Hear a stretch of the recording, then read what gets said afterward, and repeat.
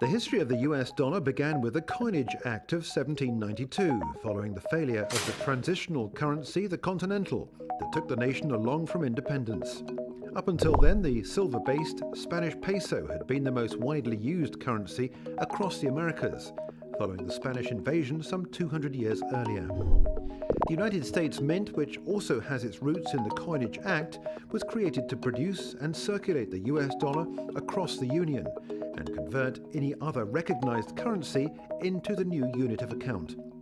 The dollar was milled with an agreed amount of gold and silver, which gave the currency a standard by which it could be valued. This standard gave it a reason to be adopted.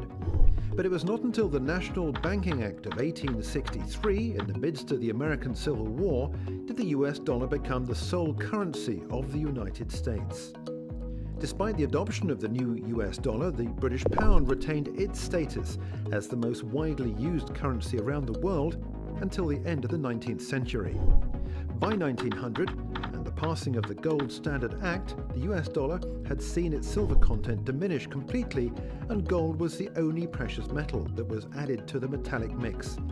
The gold standard meant too that the value of the currency in circulation was backed by gold in storage.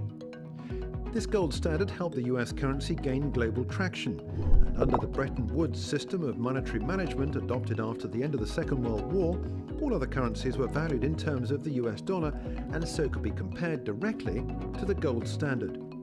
However, as the price of gold rose, the gold standard for the dollar became increasingly difficult to manage. The Banking Act of 1933 revoked the promise to pay the bearer on demand the face value of currency in gold, and in 1971 Richard Nixon, the then president, unilaterally decided to order the cancellation of convertibility of the US dollar to bullion.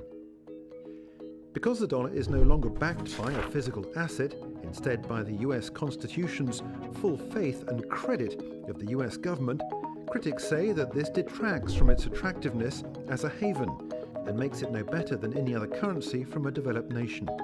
However, despite this, the US dollar has continued to be a global reserve currency.